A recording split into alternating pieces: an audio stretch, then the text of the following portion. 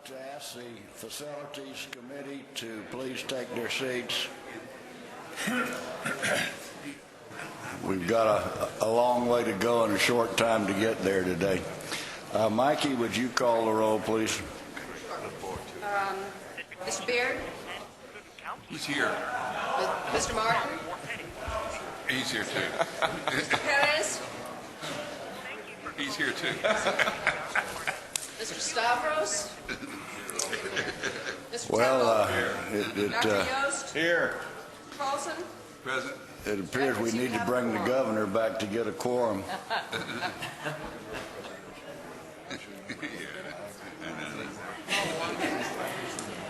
Yeah. Yeah.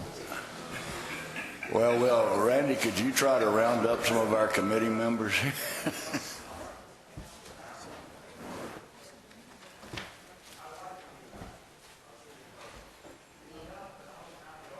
Bigger gamble.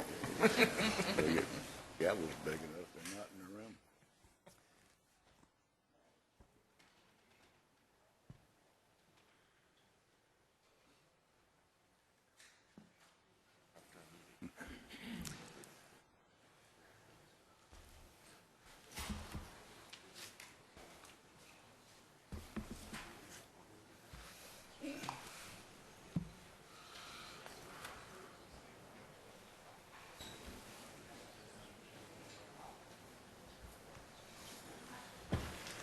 One, two. We're still short,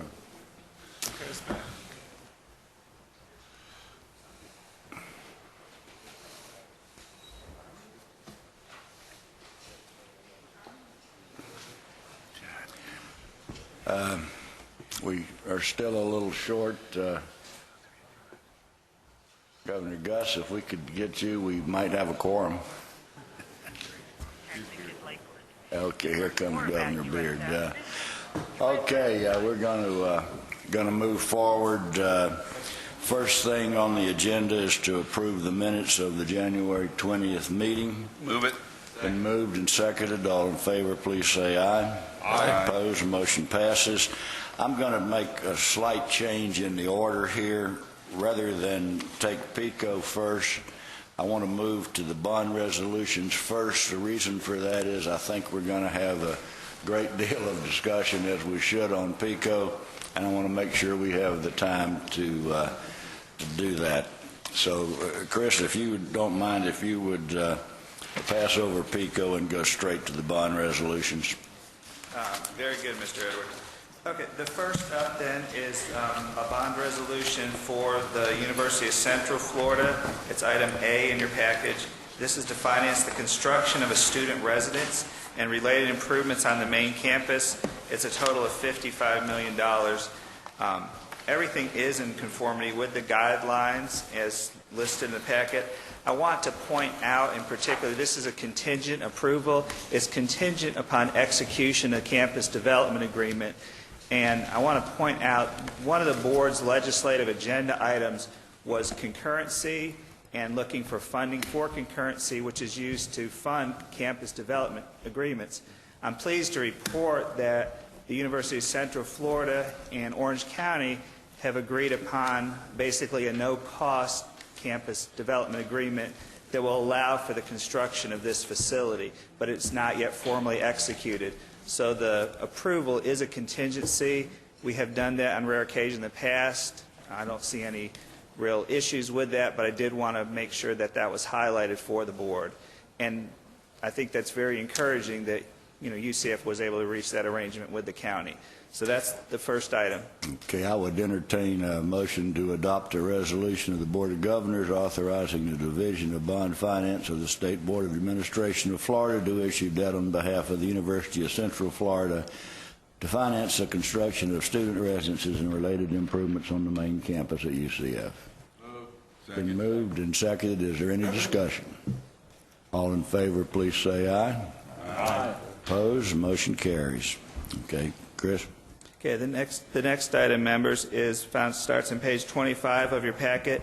This is again for the University of Central Florida to construct a parking garage, an amount not to exceed $12 million. This does not require any type of contingent approval. It's within their existing campus development agreement parameters. It's in compliance with their guidelines, and I'd be glad to take any questions on it. Any questions? It's been moved to adopt a resolution of the Board of Governors authorizing the Division of Bond Finance of the State Board of Administration of Florida to issue debt on behalf of the University of Central Florida to finance the construction of a parking garage on the main campus at UCF. All in favor, please say aye. Aye. Opposed? The motion carries. Chris? Okay, the last bond resolution is for the University of South Florida, and this is to allow the University of South Florida to renovate an existing facility, which is the Sundome Arena. It's to be named the USF Arena and Convocation Center. I want to give a little bit of background on here that because this is an existing facility, which is unusual, we have not seen many bond resolutions to do renovation work. The University of South Florida has put a lot of due diligence into this. They originally looked at doing a completely new arena, got cost estimates of around $100 million. That was really not affordable. They looked at a major renovation, which would be approximately $70 million. That, again, was not affordable. The proposal you have before you in the amount of $33 million is what they feel is the bare minimum needed to bring it into code compliance and to make bare minimum renovations to the facility. I have visited the facility. It's definitely in need of some significant renovation work. I will point out that the challenge on this project for this board, and then the challenge for the university, is the stream of revenue is basically what exists for the Sundome. So we are not talking about a new facility with a new revenue stream from ticket sales. We have an existing facility and we have existing revenue streams. I believe the university has made steps to try to augment those revenues through enhanced facility revenues. They're also looking at bringing in additional sources from their foundation, from naming rights, from Coke pouring rights, etc., that are detailed. So the project is financially viable. It doesn't comport with the debt guidelines because it's not self-supporting in the initial years of the project. And I believe that's all laid out in detail in the project. I know that the university president's here, of course, and as well as their treasurer and CFO to address any specific detailed questions, and I'll be glad to take questions. And I think that's probably good for an introduction. Okay, I know that there has been some questions on the board level concerning the commitment of the foundation and whether the foundation has the sufficient resources to accomplish the additional financing that could be needed here in light of the fact that they have previously committed on other projects. I know that Governor Beard has been very involved at USF and as well as with their foundation, and I thought he might like to give us some insight on that. Yeah, let me just give you a brief insight on the status of the foundation. The USF Foundation is about $400 million. Of the $400 million, USF, unlike a lot of universities, has $80 million of that. Those amounts can be used for things other than for basically anything that it would like to use it for. They're not encumbered by other obligations. So that $80 million that the foundation has in fact been pledged to the USF St. Pete housing facility that we approved, I guess, at the last meeting. And the amount of that guarantee, it's basically a backup guarantee where the foundation would come in if there aren't enough revenues in that particular facility.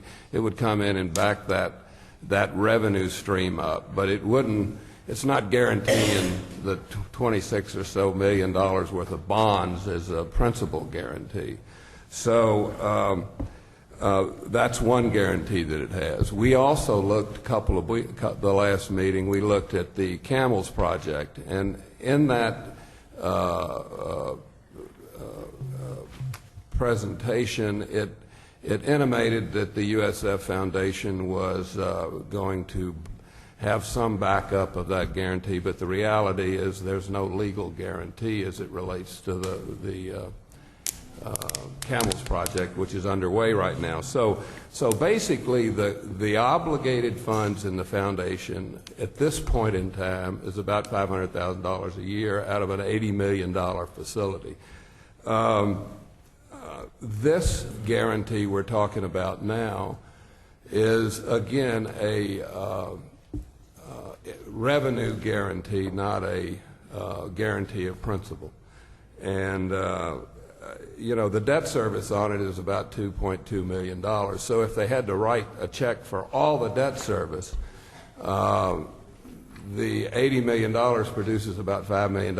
It's about $5 million worth of cash flow. So they'd have plenty of there's plenty of room in there for the foundation to do what it's been asked to do. And you know, in these days and times when PICO funds don't exist, which may have been used, could have been used for this facility in some way, we've got to be creative. And so I think we've got a stable present. I mean,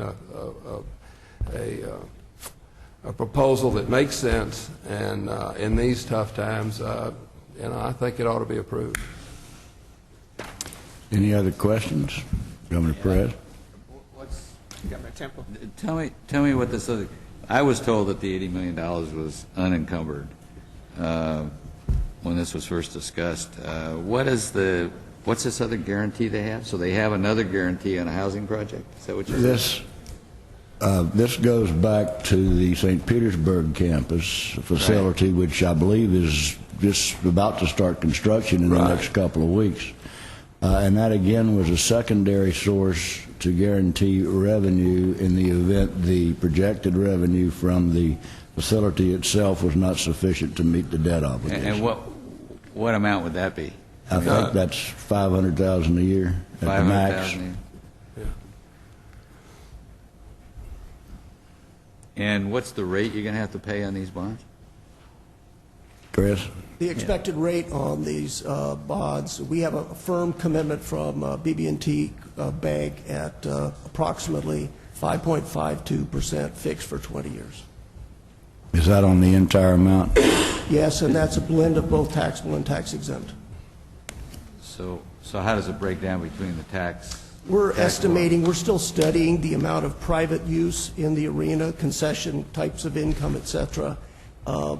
And with the university's contribution, plus an additional 20% of taxable bonds, the remainder being 80% of tax-exempt bonds, that we will have a financing structure that does accommodate private use. Governor Perez? Mr. Chairman, I've got a myriad questions on this deal. I want to first take issue with Governor Beard. When we approved that Camels deal, it was very clear that $80 million was placed as support. And I know he says no legal obligation, but the reason we supported that last time was because of the assurances that the foundation was going to stand behind it. So perhaps there's no legal contract there, but in my math, from what I've seen, that $80 million is encumbered at $536,000 a year potential for St. Pete's housing and $1.673 million on the Camels deal. So when I look at this deal, I'm seeing $2.2 million of that interest already flowing that way. Okay. Tito, is that the entire debt service or just the potential shortfall? I believe it's a potential. I don't know. You know what it is, Charlie? It's the numbers that we were given to look at. No, I understand, and that wasn't clear to me either. My understanding is what the numbers you're talking about would be the total debt service, and there is the guarantee is just to make up the difference, which is a substantial difference in dollars. I wonder if USF could comment. 1.67 is the entire debt service. Could you go through both of those projects individually with what the debt service is and what the projected income would be outside of foundation stepping in? Again, as Governor Beard mentioned, those backup support provisions from the foundation are there in case the projected revenues and operating costs and support for the debt service on not only the Campbell's project but also the St. Petersburg housing project don't materialize. And so it is a backstop guarantee. In terms of real dollars, though, let's take the St. Petersburg project first. That total debt service is approximately $500,000 a year?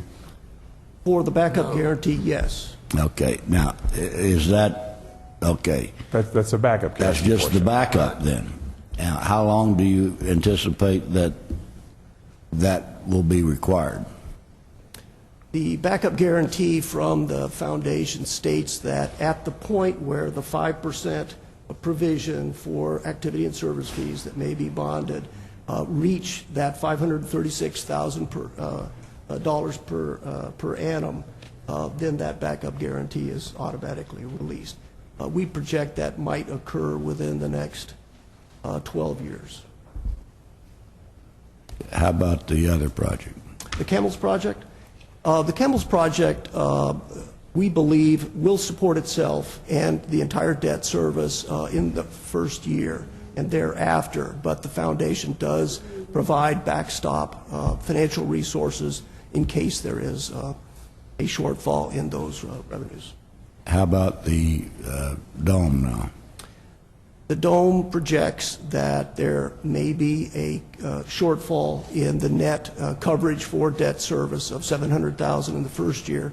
It declines thereafter based on our projections that were organized from an expert in arena operations and revenue generation, such that by year 5 there would be zero backup guarantee required. Charlie, Yes. And that's not break even, that's 1.2 debt service, so Right. there's some gap in there. Governor Perez? I think look, I've got a ton of questions. I've got a ton of challenge with the financials and the assumptions, but I think my biggest challenge here, in fairness, is that we have a non-conforming project, which is out of the ordinary, no doubt, with financials that I'm not comfortable with, without the benefit of what our guidelines call for, which is an independent financial advisor. We've hired consultants on the arena, we've hired consultants on this. It seems like an independent coming to our board and saying, do this non-conforming deal outside of your parameters. Our board staff won't take a position on this deal. Bond Finance hasn't taken a position on this deal. Asking us to take a position on this deal with financials I'm not altogether confident in, uncertainty as to what flows and payments are, without an independent third party called for in our guidelines, is unreasonable. There's not a motion on the floor. I'd like to move to table this until we get a third party independent financial review from a FM somewhere who's going to tell us that this deal works. I'm going to rule that out of order temporarily until we get full discussion, and then we'll... And that's fine, Governor, There'll be but plenty I just want to get Yeah, everybody to have their say, and then you can make it again. I'm not saying you shouldn't make it, but... and that's fine, Charlie. Yeah. I'm just letting you know I am understand. wildly uncomfortable with this body coming in, and I understand the timing is tight, but that's not our fault. As a policy board, this is a non-conforming transaction. Our rules require that the debt service be maintained by the revenue. That's clearly not the case here. The arena operation has lost money in the last 4 years. The financial projections are very positive, but right now they're financial projections, and we have no independent review of these numbers, and that, frankly, as a body, troubles me. I could probably get comfortable if there were a third-party financial independent review that said, yeah, this works, but we don't have the luxury of that, even though it's called for in our guidelines. Well, I understand your concern, and these are the exact same concerns that I expressed to Chris on numerous occasions over the last several months as we looked at this. One thing that has changed, I think South Florida is now putting about $8.5 million cash into this project, which they were not doing originally. This is a tough one because it's the first one, to my knowledge, that we've had that really doesn't fully comply with our regulations. My understanding is that Bond Finance has signed off on this. And the situation here is unique. If we had PICO funding, as we have had in the past, I certainly would have encouraged a temporary fix to this, and with the hope of obtaining PICO funding. I know it is on South Florida's PICO list, but we don't have that luxury. I don't think realistically we say for 2 years. I think if we be honest with ourselves, we're probably talking about 4 years before we're going to see any substantial funding from PICO. The foundation, and I met a young man yesterday in the airport in Tampa. We were delayed for an hour and a half. Brian Lamb, who is a banker. He's a former Florida USF basketball player from Tallahassee. I got to tell you, their board studied this thing inside and out. In fact, if I understand what Brian was telling me initially, probably the majority of their board of trustees would not have supported this. It's after a tremendous amount of effort on their part that they came up with this plan. And I have to tell you, I was extremely impressed with Trustee Lamb and his review with me.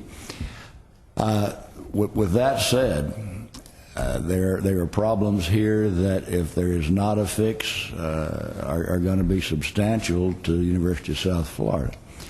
I believe, from what I've been able to understand from the foundation's perspective, that there would be funding available, if necessary, to support all three of these projects. It's a decision that I think could appropriately be made by the foundation board and by the trustees there, who are much more familiar with that situation than we are. With all that said, and with the understanding that this is not in full compliance with our own regulations, but then again, we have the foundation backing it up.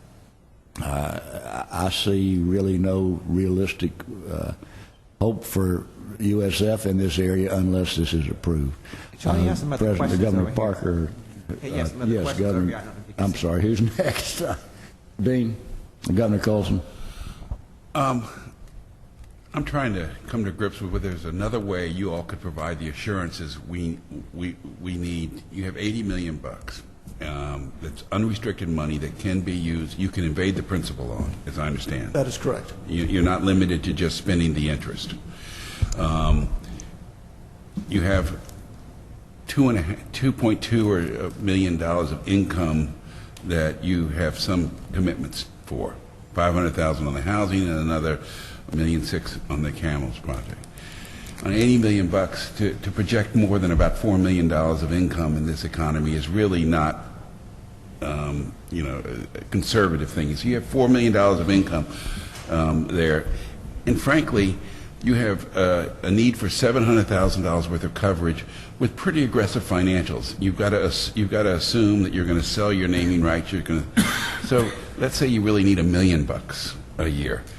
Now you're getting pretty close to using up all your income, and you haven't made any promises about not spending any more that $80 million of principal somewhere else. And I'm just wondering, is there a way you could provide us with? And I'm not a finance person, so I may be completely wrong about the way I'm looking at this. But is there a way you could provide us with some assurances by setting aside some of that principal that could be used as a backstop to the income that is needed to fund this project? That may be a naive thing, and I defer to the business people here, but it seems to me we've got to be creative in letting all of our universities, figure out how to keep their facilities open. So is there a way we could provide a comfort level to those of us who have seen optimistic business plans before go bad? And I'm concerned about the level of coverage you have here. So an excellent question, and one that I asked them to be prepared to answer today. We can certainly do that. We can discuss with the foundation setting aside maybe, I don't know what the board would be comfortable with, but let's say 2 years worth of debt payments just in case something were to occur, and that would give us a 2 years' worth of time to go ahead and determine how else we can handle it from the existing sources. But we could go ahead and do that within the foundation, is have $4.4 million set aside, if that would make the board more comfortable. I was thinking more Governor like $20 Colson. million. I was thinking more that if you had $20 million set aside, which throws off about $1 million worth of income, that would cover this obligation. It just means you can't go spend that $20 million anywhere else until you come back to us and get approval to show us a business plan that, frankly, is more optimistic than what we're seeing right now.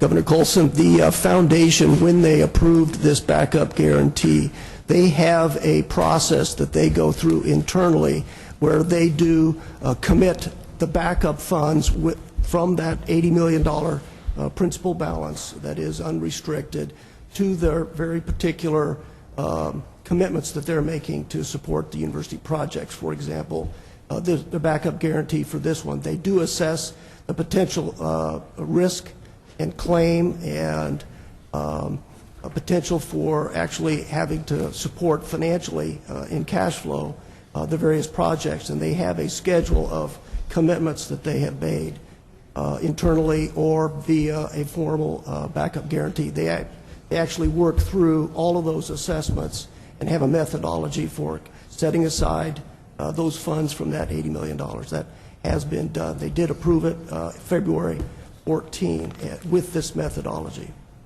We just don't have, we're not privy to that. I mean, Well, let's get a specific answer to that question. Would the foundation be able to set aside $20 million of the unrestricted $80 million as a reserve until such time as this board decides to release that? You could still have the income from it. It would just be an absolute guarantee. And you have to understand, you're asking us to do something we've never done before. And many of us are not really comfortable with that. I still support you, but I think that's an excellent idea. I don't see how it could hurt the foundation. And it's not forever. If at such time as you're in operation and you have all three of your facilities open and in operation, you at that point have a real income stream to talk about. Governor Colson, is that what you would really like to see done? that's from a simplistic non-business person. Yeah. I'm a lawyer, but I would defer to the business leaders here to Governor if there's a Perez, better does way to that do give that. you more comfort? Mr. Chairman, no, I'm not on the committee, but could I Yeah. make a comment? Sure. Ask a question? One of the issues that I would be concerned about when I would vote on it, the full board, is that you're talking about the principle, but, you know, when we went through the last downturn, a lot of foundations saw that principle reduced. So the issue would be to keep a set amount of dollars there where Dean is, the $20 million set aside, so that if their overall principal went down, they understood that they had committed $20 million of that principal to that project. And I don't know whether they can do that or not because of maybe some other commitments they've made with the money. Well, that's what But we're just to asking. commit the interest No, is a little iffy. You don't have the real backup. Thank you. Charlie, I have other questions over here, too. I'm sorry, John. Governor Temple. Yeah, sorry, I'm a builder developer. Is there any way you can phase this? I noticed, you know, I mean, what happens if you don't do this for a year or two?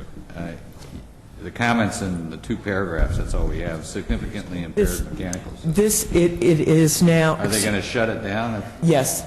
It is at the point where there have been some ADA issues to the point where it's been registered in Washington, D.C. So we will have to take very, I mean, this is something that we've been working on for 5 to 6 years, and it has gone through, like was said before, it's been through the various committees of our trustees as well as the full board, and we've looked at every different angle. This Convocation Center is really vital to the university. It hosts over 100 events and over 300,000 individuals every year, and it's also a hurricane shelter for the disabled. We have a lot going on, and it is our largest venue. We don't have another venue of this size on the campus in Tampa. So it is important that that we move on this, and we're ready to move very quickly on this. I mean, who would shut it down, the state or the city or what? I mean, the federal government? I mean, In order to meet both federal and state guidelines, we would not feel comfortable with it remaining open, so they're both sets of guidelines. And there are other physical things that are wrong with it. I mean, there's mold in it. It's, I mean, it's not a facility you want to go into, particularly at this point in time. Governor Stravis. I mean, the air conditioning units don't work. It's a train wreck. I mean, This original facility had did not have a roof, a full roof on it. Was air, what do you call it?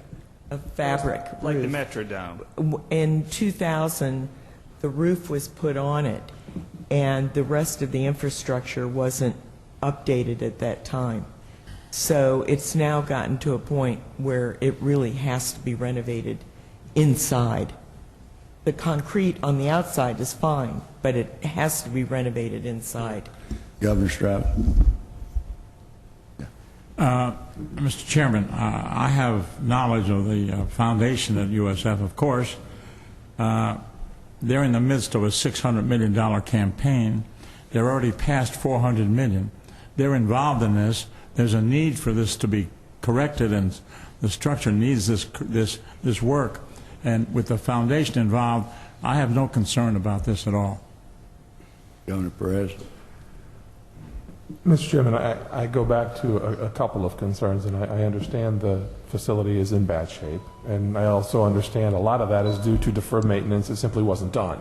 I mean, this is not a problem that fell from the sky. This is a problem that has happened over neglect and deferred maintenance. It wasn't completed. At least that's what our report says. So although I've got some sympathy there, we didn't make that problem.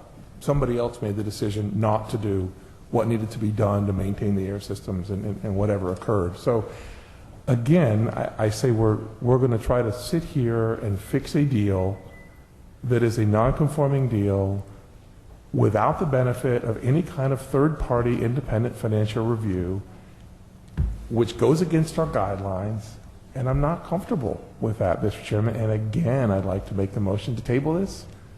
Is there a second to that motion? Hearing none, Governor Duncan. Again, I'm not on your committee, but I just addressed Governor Temple's question and concern, because I went the same place, kind of, could we phase this? Is there a different way to do it?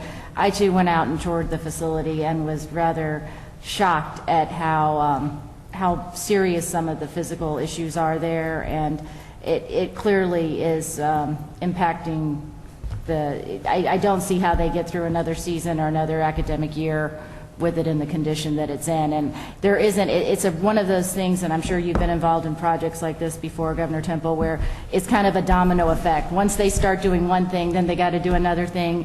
You know, there's not parts available for certain things. It just kind of quickly gets to, it doesn't make sense to do it other than at least the chunk that they've got kind of planned in this project. Okay. Governor Parker. I just have a question. So I know you indicated, President Ginshaft, that this has been going on for some time and it's gone through several committees throughout the Board of Trustees. Was there ever any consideration for the item that seems to cause Governor Perez the most concern, and that why wasn't there a financial advisor involved, given that that's, you know, that you all would be aware that that's a part of our approval process? Can you just kind of give me your thoughts on your thinking process along the way with that issue? What we did on this particular project, and we do this on all of our projects, we assembled the most appropriate team of experts to help guide us with structure or revenue projections, what have you.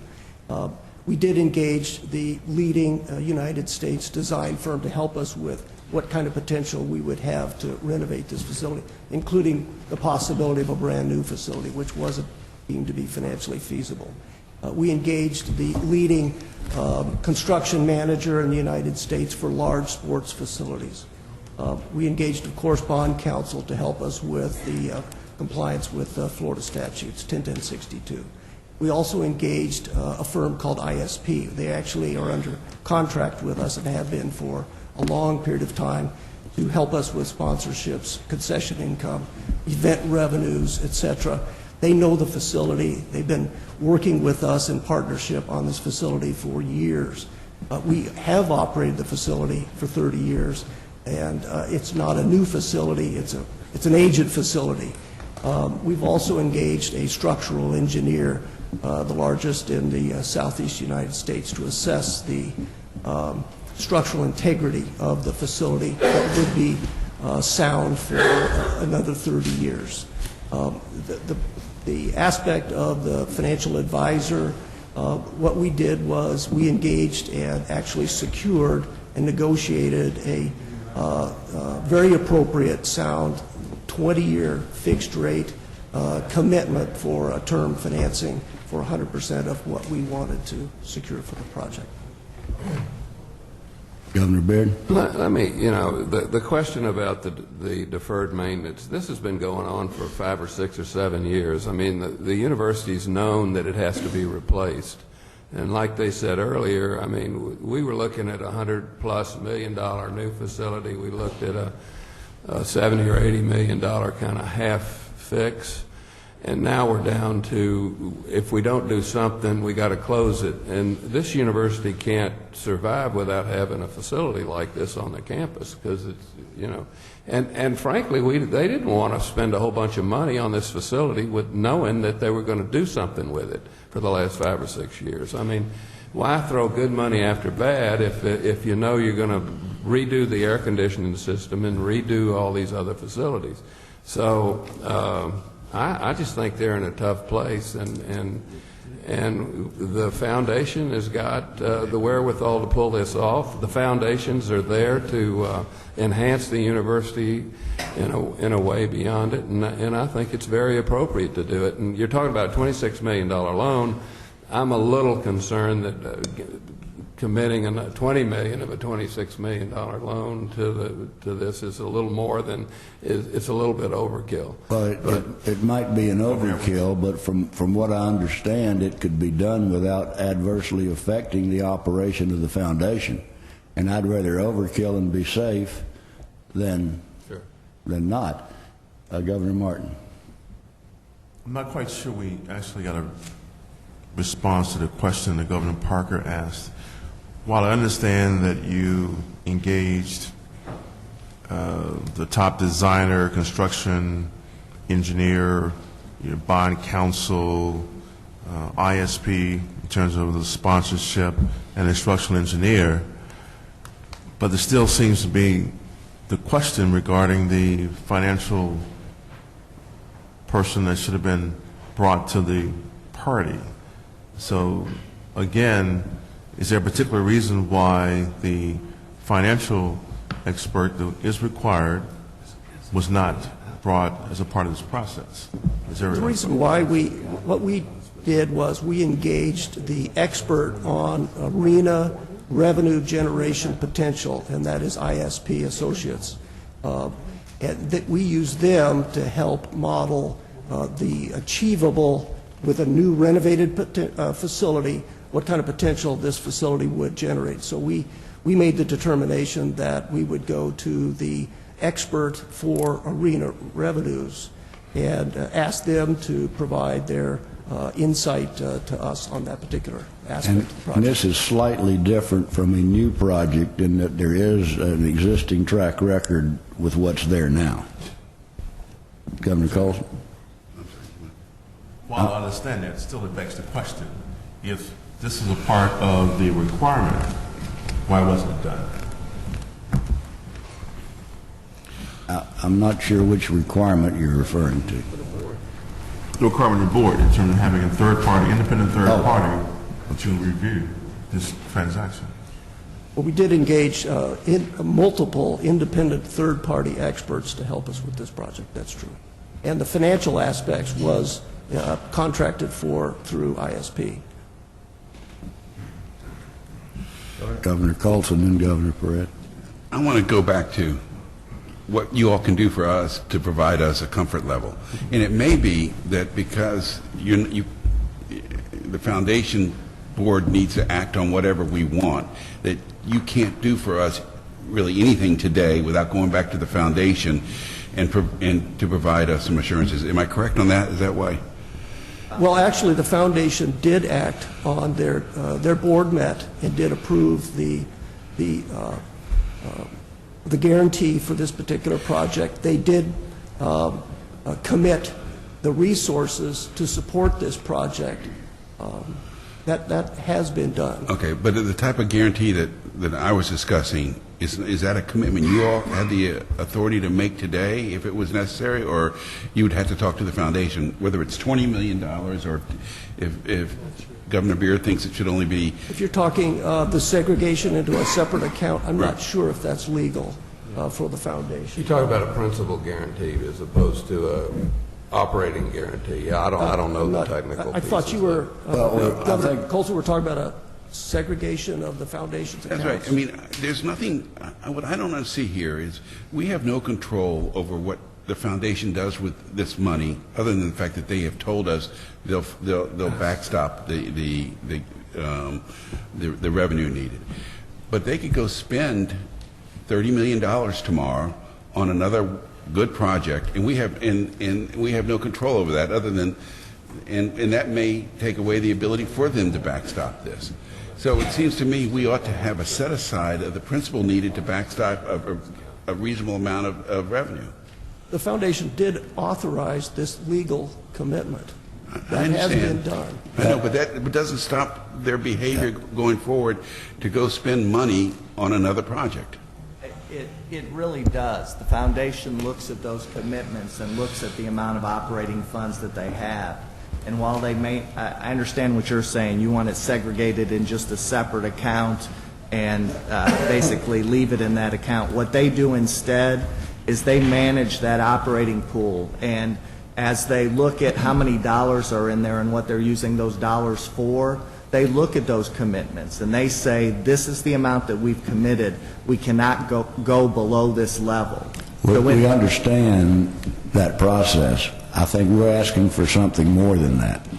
The discussion now is centered around the concept that the foundation would take $20 million or whatever the figure is and restrict that so that it cannot be spent for anything else. The income from it can be. But that $20 million would be sitting there until such time as there's a track record for the other three facilities, and we have a much better read on whether they're going to be successful as projected. And my understanding is that there is a way to do that. The way we could do it, Governor Colson, I think, and where's Vicki? There Vicki is. That's why you get paid these big bucks, Vicki. I think we could pass the resolution subject to the foundation agreeing to set aside in a restricted fund that money. That way it would get it past our board today, wouldn't have to have another meeting, then their foundation would have to have a meeting, but I would assume they could do so on short notice. Vicki, does that make sense to you?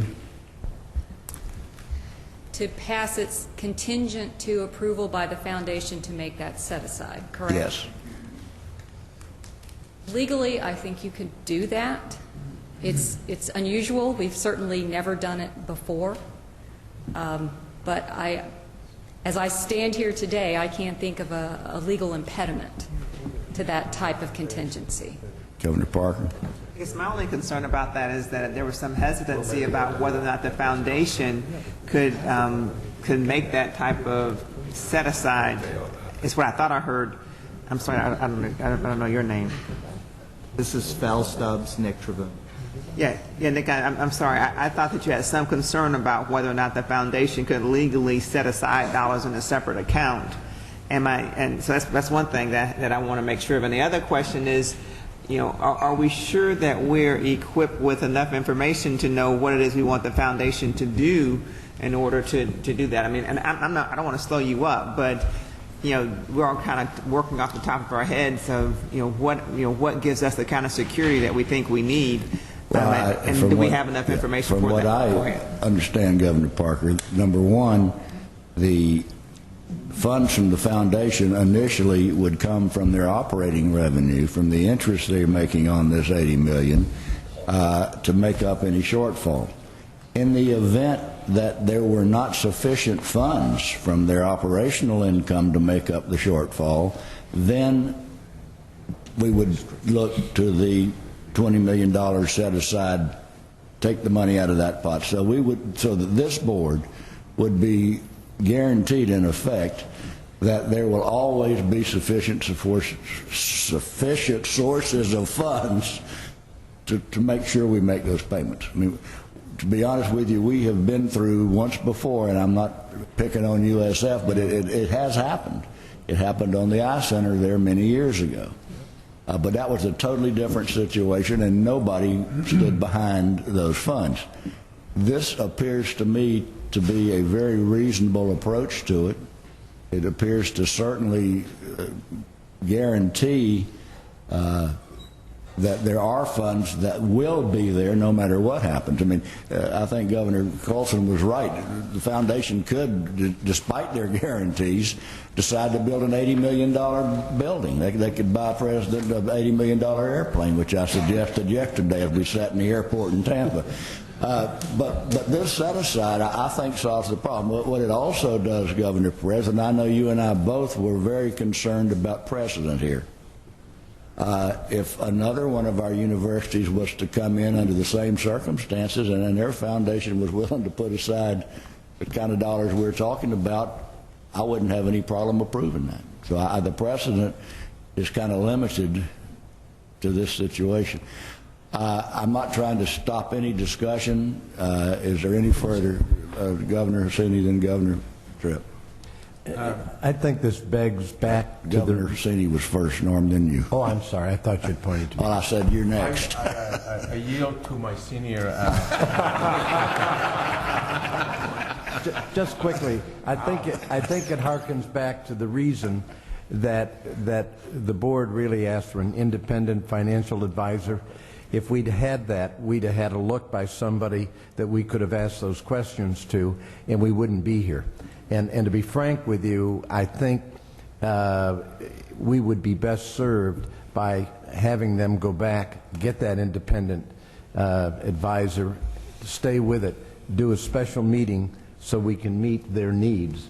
But then, if he comes in and says he's very comfortable, or she, that comfortable the way it's going, or they could make a recommendation to satisfy you, we could deal with it. But I think getting outside the box is what's caused the problem here.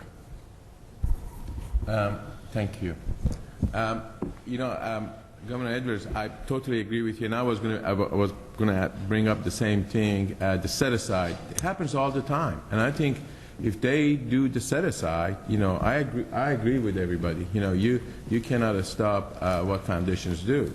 But also foundations, many times people give money to foundations and they ask to be set aside for different specific programs. So they can do a set aside program here.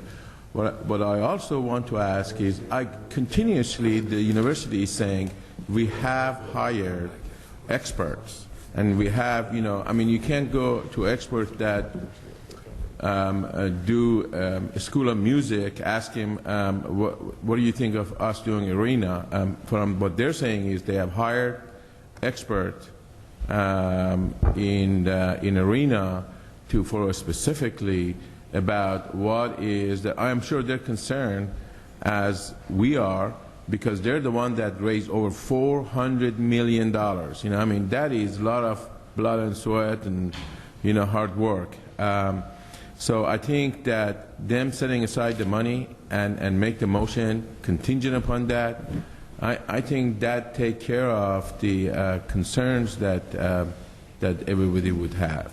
Or in also, if you want also to get what Mr. Tripp said, perhaps if that's not satisfactory, at least to have a very quick study, get them back here, because I agree. I want to mention two things to you. I'm a builder. You know, more you let it stay there, more it's going to cost you. I assure you. One, and number two, the rate of interest that they've got today, I assure you, will cost them more money because the interest rate is going up.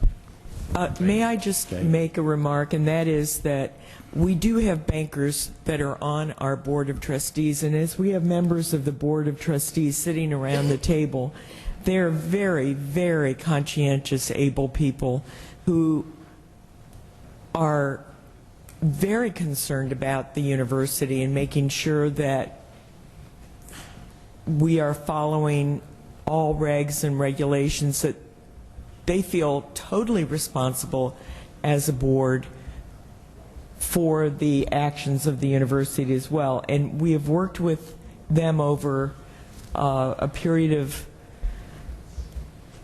a few years, making sure that this is a project that was acceptable to them as well.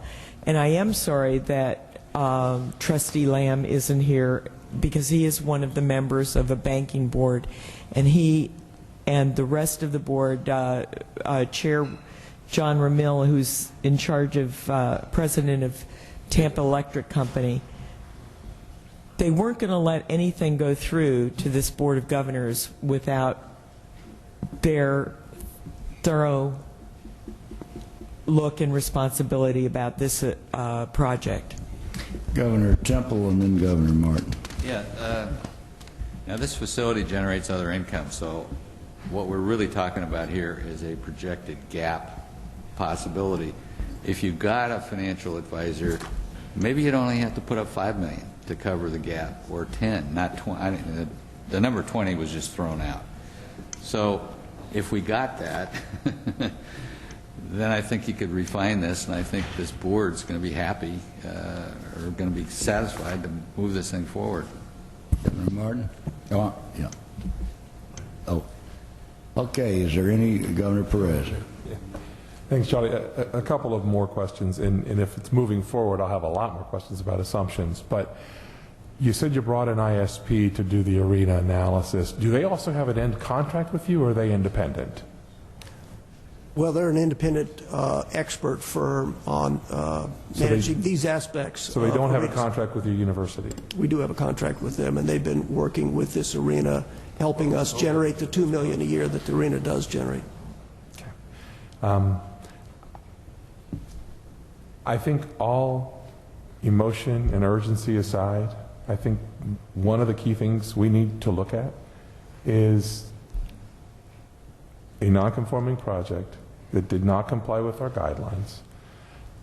We still haven't gotten a reasonable explanation as to why no financial advisor was brought in. I mean, we had advisors for every other piece of it put to us in an urgent manner. Now, I'm more than happy to have a special meeting once we get a financial review from an independent financial group.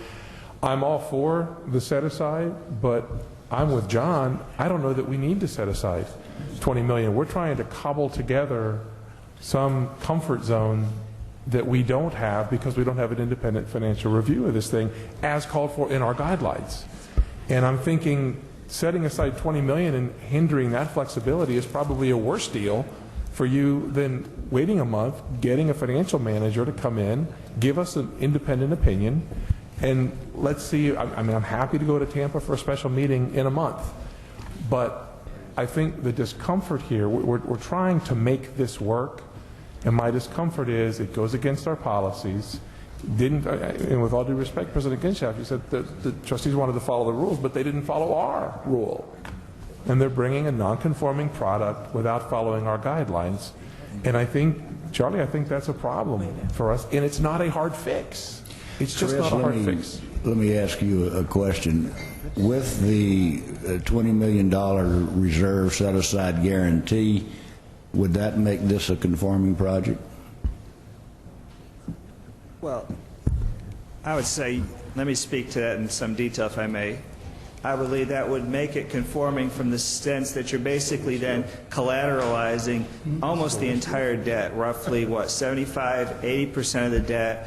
We have done this once before, if I recall, with the University of Florida, where I believe there was their athletic foundation pledge. The formal legal pledge, though, was we have this money in the bank, in reserve, and we will set aside, and it will go down proportionate to the debt service going down. So it wouldn't be a $20 million reserve, in that case it was 15, but in this case, say it was 20, it wouldn't be 20 for 20 years, it'd be 20, and then it would step down. If that was the sense of the board, it would be the lesser of 20 million or the actual principal amount of debt, because certainly there'd be no sense in holding 20 million out in your 20, and perhaps the board, USF could come back to the board at a latter point, and ask for a reduction of that reserve, maybe after getting an FA, maybe after proving the revenues, because I don't believe, honestly, the FA will bring independence to these numbers, but that's what our office seeks to do. That's what bond finance seeks to do. It's really a confirmation of saying, what's the beta on these numbers? How reasonable are these projected revenues? And it will just give you a sense. The numbers aren't going to change. It will just give you that independent sense. So that's a little bit, maybe a more answer than you asked the question. Those are my thoughts. You did answer the question. It's not my intent to stifle debate. We are on a time schedule, however. It appears to me that the sense of the committee is that we approve this with the understanding that the foundation will set aside in restricted funds $20 million to guarantee the payment of interest and principal if necessary. Now, does that sound reasonable to this committee? Dean, Governor Colson? Madam President, it seems to me, from listening to that, you either need to come back and for a special meeting in 30 days, okay, or you need to take a condition on the motion. And my best guess is that if they come back in 30 days with a third-party independent, as Chris has said, the numbers are going to be similar. They might not be exactly the same, and we're going to be in the same boat. We're still going to have to look to some additional pledge to with an make this conforming or doable from our end. So you don't think it really helps us to go get an independent financial? You think we're going to still need to set aside? I think that I do.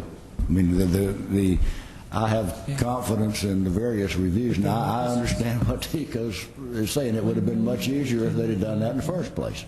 It would have been much easier if they would have maintained it properly over the years. I mean, there are a lot of things looking behind us is always 100%. I've never been wrong after I've known what's happened. But what we're doing here is there's a tough situation. I view our responsibility to guarantee and assure as much as we can that these are going to work, but I think we also have a responsibility to our universities to help them. And to me, that $20 million is the kicker that I think probably does make it in conformity, but certainly guarantees it's not going to go down. Governor Temple. Yeah, I'm real comfortable with the $20 million, and I would guarantee you that the university is going to be back to us very shortly with a study that says you don't need to put up $20 million. I guess that's my issue. I'm very comfortable. Governor Parker. I guess that's my issue. I think in following up with what Governor Temple said, and in thinking about how we got to the 20 million, I mean, it's almost a number that Dean kind of said makes sense to him. I think it would make, a whole lot more sense. That's Dean's annual income. It just seems to me it'd be a whole lot easier for you guys to go ahead and get the FA, let the FA make a recommendation on how much money should be set aside, and it may be less than 20 million, and then get the foundation to agree to that, as opposed to just accepting a number that we've come up with, kind of talking around the table. It just seems like it could save you money and also save time. Those are my thoughts, Mr. Chairman. I'm sorry. Judy, you wish to respond? To me, Well- let me just say one thing. I think maybe we need to include in this motion that should the university bring us back additional figures at any time, which could be 3 months from now or 4 years from now, we would certainly look at reducing the amount of that commitment. Right. That would be the best, because literally we've got people ready to go in and blow up the inside of that dome right away. I mean, they're out there waiting for this meeting. I haven't heard them say 20 million is not acceptable to them. I'll make a motion, and subject to the lawyers improving this motion during the rest of this meeting, that we can come back. You said you were a lawyer, not a banker, so...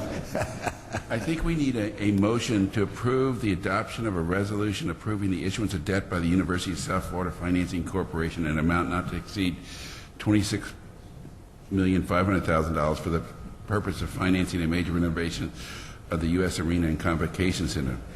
And I would move that we approve that, subject to the foundation setting aside $20 million to guarantee the interest owed and the principal on that amount of money, and subject to the university having the right to come back to this board with independent financial analysis showing why that amount of set aside can be reduced into the future. Chris, is that about right? Second the motion. Been moved and seconded. Governor Temple. Oh, I'm sorry. I saw you raise your hand. I think that is an excellent resolution to a very tough problem. Governor Perez, you wish to have, I'm not trying to cut off your right to debate here. No, Governor. Look, I think I'm not crazy about the position that we are being placed in. At this point in time, we've been looking at this for 5 years, but if it doesn't happen this month, we're ready to blow it up. We'll never make our deadlines. I don't think that's a reasonable thing to ask of this board. I don't think it's reasonable to come to this board with a non-conforming product, not having followed our guidelines, and give us those deadlines. I don't think that's a reasonable thing to do. That's where we are. It's a situation we find ourselves in, and I guess we can live with it. I will tell you that I think if we went out, and I still don't, no one has yet explained to me the reason why we don't have an FA look at this deal and give us a third-party opinion. But if that's where this board wants to go, I won't support it, because I think it sends the wrong message. I think the message that we need to send is, notwithstanding all the challenges that are out there and the urgencies and problems of our making and not of our own making, we have guidelines, and we have guidelines so that we don't get into this situation and have these conversations. That's why we say we need an independent financial asset manager to give us a look at this. That's why they're there. So I don't like going against our guidelines. I think it speaks poorly for the future. However, can I get comfortable on the deal if it's a $20 million set aside? Sure. Do I think that that's what would be required? Do I think the university is probably going to get a worse deal by setting aside those $20 million? Yeah. I think this is making it harder on them than it would be to say, let's go get a financial advisor, let's figure this thing out, in 30 days let's have a special meeting and approve it. But if that's where we want to go, Governor, I'm not going to fight the board on doing that. I'll vote no in peace and be done. Is there any further discussion? Mr. Chancellor. Mr. Chairman, just perhaps a consideration for addendum to the good motion. I know when you're facing the urgency to start and then therefore complete a project like this, 30 days doesn't sound like much, and I understand it is. I've been there, and there are a lot of things riding that stack up every day that you delay the ability to begin a project. Now, having said that, and having sat here and listened to this good conversation, it is fairly clear to me that people are trying very hard to find a way through this and approve this project.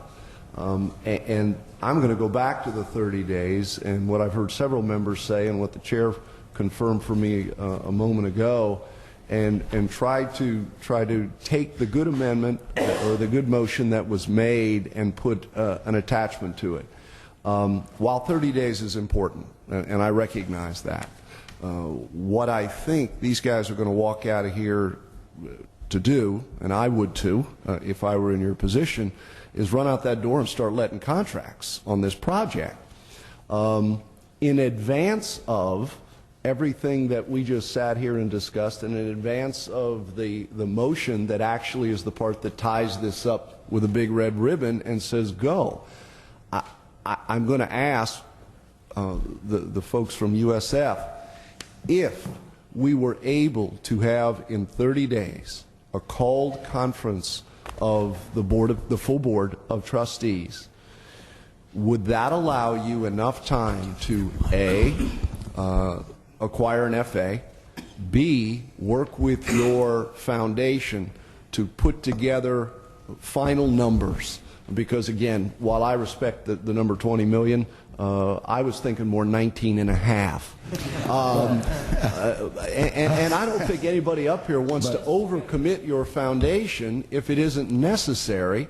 But I think what Governor Colson was trying to do is find a number that would be a high water mark that would satisfy this. So, all that to say, if the board considered amending the motion to say that is what that's what the Board of Governors expects to have happen, and we will say grace over it 30 days from now on a specially called conference of the full board to accomplish that before you begin to let contracts, is that 30 days going to make you or break you? Chancellor Brogan, the 30 days actually would be a hardship on us. We are prepared, actually, as soon as we adjourn. How's 20? We will miss. We will miss. The 30 days. The 30 days actually. We will miss our December 10 graduation ceremony. I'm serious. Mr. Chancellor, let me make a comment to that. I would not support your suggestion, and here's why. My best guess is, no matter with the FA, the numbers aren't going to change. We're still going to require that there be some set aside. Yes, sir. I understand with that part. Understood, the motion includes the right for the university to come back to this board and ask that that set aside be reduced when they can show a track record from the other projects. I wouldn't want to remove that set aside for a year or so until we get St. Petersburg operational, Camel operational, till we get all these things operational and we have real numbers. But having an FA here, even though they should have done it, they didn't. But it's not going to change. Understood. But I'm sorry, Mr. Chairman. Yeah. But with or without the FA, this is now riding on a backstop by the foundation that hasn't taken up this issue this way. And all I'm trying to do is make sure, and maybe it doesn't take 20 days, is secure for this board that the commitment of the foundation, which is it's a DSO, it's a separate and independent entity, that, and maybe they could do it tomorrow, but to secure for you all the satisfaction that they are willing to take on that special obligation before this board gives it the final blessing and before contracts are let. And that could be accomplished in a very, I think that's very clear by the terms of the motion, and I would assume what would happen, and I don't know, Vicki, you might pay attention for this for a second. I'm going to assume what would happen is they're going to call an emergency meeting of their foundation. And certainly whatever they do is going to have to be sent to our legal staff for approval. Now, you know, that would put the burden back on them, not on us, and just seems to me to be a more logical way to do it. Your idea would work. I just think it's putting another roadblock in the way, for lack of a better terminology. I like the idea of having it in their hands to come back to us with either a report or a request for reducing the 20 because they can prove that it should be less, as opposed to having us be the proactive side of this. Okay, we've just... Yeah, you have the comments from... Chair Edwards, could we have a comment from Vicki just to sort of walk through what the process would be if this motion were to be approved? Yeah, my understanding of it would be that the motion would pass. It would then go back to the University of South Florida. They would take it to their foundation at a legally called meeting. and then would provide their way of setting aside these restricted $20 million in a way that they would have to prove to our legal staff that it is done properly. That's correct, but remember, with these transactions, they're also approved by the full USF Board of Trustees. So to have that walk all the way through in accordance with our normal process, not only would the Foundation Board need to meet, but so would the USF Board, because this is amending the proposal that they sent to us. They would need to amend their resolution. I don't disagree with that. Good comment. But again, that would be up to the University of South Florida. We're bending over backwards to accommodate here, and I think we've done all we can do. At this point, if we approve this, then it's going to be up to the University of South Florida to move as fast as they can and still comply with their rules and regulations. And I think, Mr. Chairman, I think that the issue is just, and everybody getting comfortable that those steps will be followed, President Genschaft, prior to moving forward with the project. I mean, we feel that, or it appears from listening to everyone, they feel like they've kind of bent over backwards to find ways to allow you to move forward as quickly as possible, despite the fact you've not followed the processes that we feel are important and should have been followed before you got to us. So we think we've come up with something that would make sense. However, in your urgency to get this done, the concern is that you at least are going to follow the protocol that we've now established in this motion should it pass. And it would be very important that you work with Chris and that your general counsel work with Vicki to ensure that, so that it's not that we hear about later that the contract is letting the guy started blowing, based upon what we did today without you guys, doing the things that are the qualifiers for the motion. Okay, is there any further discussion or questions from anyone? Just one, you're not aware of any other, either on the Campbell's deal or on the St. Pete deal, that prohibits you from using this $80 million or restricting it or setting it aside? You don't have any other bond covenants or commitments that would prohibit this action right now, do you? I mean, I know you've got to look at bond documents for it, but I don't think that, I mean, is there anything top of mind? This also might get you a lower interest rate. Okay, we've had I think a very good and a very honest debate here. I think it was handled in a very good, high fashion. With no further questions, I'd like Mikey, would you call for a roll call vote, please, for the members of the committee on the motion? Mr. Beard? Yes. Yes? Yes. Mr. Martin? No. Mr. Perez? No. Stavros? Yes. Temple? Yes. Dr. Yost? Yes. Mr. Colson? Yes. The motion is approved. Very good. Motion is approved. At this point, I think that concludes the various bond resolutions, which brings us back to our discussion on PICO. Do you want us to continue, Madam Chairman, or do you want to take a break? Or I would like for us to at least continue with your committee before we take fine. a break. So, what we have next is a report from Chris on the PICO allocations, as well as some suggestions that he is going to make for us to consider as it relates to some of our regulations, as well as requesting from the legislature some leeway in these areas. So with that background, Chris, please go ahead. Yeah, thank you very much, Mr. Chair. You should have, we handed out a package. It's a one-page white paper, PICO discussion topics. I have a few extra copies up here. These are ideas that we gleaned, Tim Jones, our CFO, and I gleaned from a conference call with the university facility planners. And here, let me hand out some copies.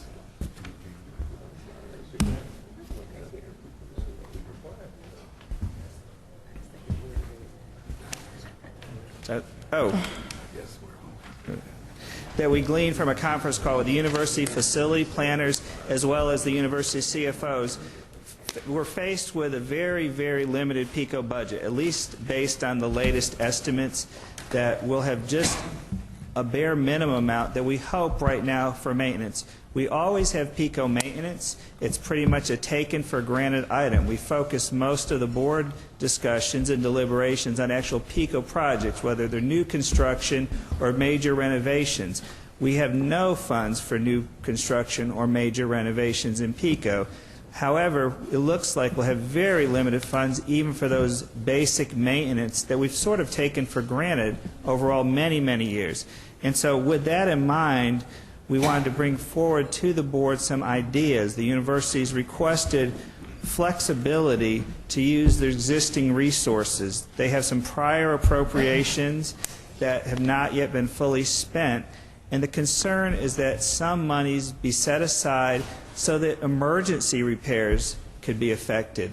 A common example would be many of our institutions have capital roof renewal programs. So they assess their roof conditions and then make sure if the roof is nearing the end of its life, they go ahead and schedule maintenance or replacement of that roof, just as you would do on your house before you start developing leaks.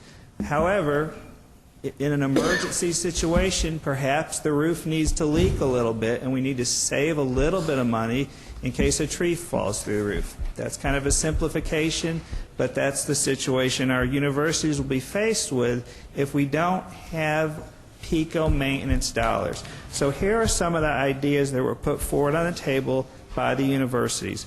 One would be a waiver of the requirements of Section 216.301, university appropriations for capital outlay revert after 31 months, subject to governor's office review, subject to the legislature.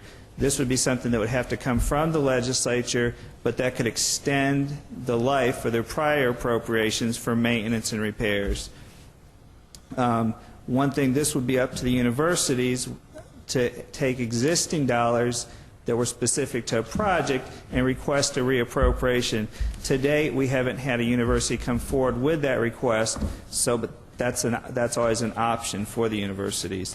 The third bullet, provide authority for the Legislative Budget Commission to authorize fixed capital outlay appropriations for repair and maintenance of existing facilities.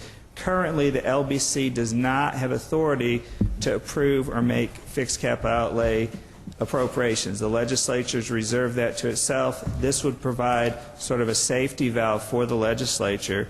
Lastly, to look again for language encouraging public-private partnerships. So those are the four ideas that we thought were most viable that might be brought forward to the legislature.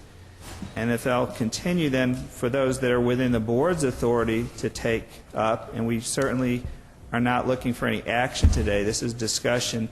Our current regulations could be looked at closely to see if Week 2 could provide some flexibility on the use of other revenue sources in the event of an emergency for emergency repairs.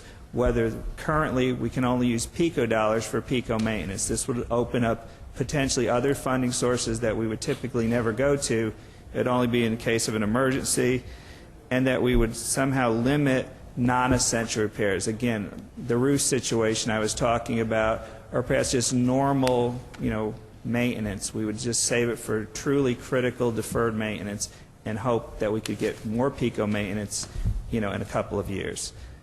That's a very brief coverage. I'll be glad to take questions, but this is really meant more for discussion. Okay, by way of discussion, to keep us on point, I would like to eliminate under the board actions, limit non-essential repairs. That's, the universities should be able to do whatever they need to do, and also eliminate the request for public-private partnerships because those don't immediately affect our problem. With that said, it certainly appears reasonable to me that all three of the legislative action requests would be entirely reasonable. I don't know the chancellor's position on any of these, or the chair ladies, or anybody else's, but do we have some discussion on any of those 3 points? Chairman, just very quickly, this was an assembled list. I don't necessarily disagree with what you just said, but to expand on Chris's comments, this becomes triage. With no available PICO money, you begin to look at this in terms of those projects that are going in the ground as we speak, those projects that are funded and under contract and ready to go into the ground. And then, of course, you've got the vital issue of repairs and maintenance, which never end. And so, to Chris's comments, to your good idea, the opportunity to see what we could do to assure that first and foremost, universities are able to keep up their repairs, but also to be able to prepare in the event. And unfortunately, I've been there. It's going to happen. When the pipe bursts on the 3rd floor and floods the 2 floors below it, on a beautiful sunny day, you've got to have money to be able to make those emergency repairs at the same time. Is that $500,000 or $495,000? It's $20,109,000. So to that end, I think that what you just said is a great place to begin the conversation. Madam Chair? Mr. Chairman, I guess the question I would have is that based upon where we are in the session, is the suggestion from the committee that we try to get something moving now, wherein we can have the legislature to act upon these requests for the 2011 session? I think that's almost necessary. I don't think we're in a position to have formal legislation prepared to propose, but conceptually, I think if we're going to get anything done, it's got to be done today. And I'm sorry, Madam Chair. I should have said that. I was going to in my comments. We've actually been asked by leadership from both chambers to get them ideas. They understand there's no PICO money, and they ask for those ideas. So I should have said that what we would be doing would be asking this board through the Legislative Affairs Committee to actually take on these issues and add them to their legislative initiatives beginning immediately. And it's just one follow-up. So the assumption is that we would have time to present this legislation and tack it on somewhere to make it happen in 2011. Correct. Okay. Governor Beard? I was just going to say, this board, all we can really do is deal with these 2 amendments that we were talking about here, and then go to the legislature and ask them to give us the relief we need. Yeah, I think what this really is a sense of the board to go to the legislature in these areas.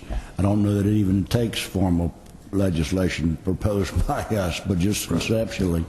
As the same thing would apply on the board action for the board regulations. Obviously, we can't do that today. There's a whole process you have to follow with notice, et cetera, to amend board regulations. But certainly, I think it's the sense of the board that we should amend our regulations to provide more funding authorizations and authority in emergency repair situations. Why would we want to limit non-essential repairs? Well, my theory there, to be honest with you, is we got enough rules and regulations now. How are we going to debate what is a non-essential repair? That's what I'm saying. Okay. I mean, I have full confidence in our universities and their boards and their personnel to take care of it. And if we try to put in language to limit non-essential repairs, we're saying back to the functional. I'd be opposed to that. Yeah. Governor Park. So I guess my assumption, Mr. Chairman, is that we would need to, as a board, make a decision on bullet 1, 2, and 3 under legislative action if we are going to propose legislation for this legislative process to consider. And then as it relates to the first bullet item under the board action, my thoughts are that we can generally suggest that and then ask if Vicki and or Chris would come back with the specific regulations that they'd have us to amend. Correct. I guess I'm most concerned about 1, 2, and 3 because of the timing, and that if it is a sense that your committee wants to pass this out as recommendations for us to pursue, and then it be passed on, of course, to Governor Colson's legislative committee, then we can move it forward. So I would hope that you'd have a motion from your committee. Governor Colson, you wish to? Yeah, I move that we amend our BOG regulations to provide broader funding authority to affect emergency repairs so that that motion can then go forward to the Legislative Affairs Committee to be brought to the full board. So you're referring to bullet points 1, 2, and 3 under legislative action? And I also move that we support bullet points 1, 2, and 3 under the legislative action required. Excellent. to go to the Legislative Affairs Committee as well for full board action. Okay. Is there any further discussion or any discussion on that motion? If not, is there a second to that motion? It's been seconded. All in favor, please say aye. Aye. Opposed? Motion carries. Chris, do we have any? Yeah, if the members would go to item 2, the minutes, and then item 3, the LBR, the non-PICO LBR. Correct. We need to go back to item 3 on approve the LBR request, fixed capital outlay portion of that, which basically is the same as it was the last time we approved it, right? Yes, sir. There was a couple of changes. These are just what we typically call back-of-bill items. University authority construct facilities that may require future state appropriations. There was a couple of tweaks on that. And then university facilities that may require debt authorizations. Those are substantially the same as what was approved in January with a couple of changes. And I put the Cortellis list in there again just to reemphasize that we would like that funding if it was all possible. And that's all that's in the package. Okay, I would entertain been moved by and seconded. Any further discussion? All in favor, please say aye. Aye. The motion is approved. Anybody have any comments for the good of the order? I would go into more gambling revenue, but I think I've already beat that horse. But I couldn't be more serious. I really think that we need to take a look at that. I don't know of any other potential source of large dollars outside of tax increases, and that's not going to happen. We already have it. So let's consolidate it and take advantage of it. With anybody else have any comments? If not, the meeting is adjourned. Thank you very much, Governor Edwards. At this point, we are going to take a 10-minute break. At 10:30, we will start the regular board meeting. Thank you.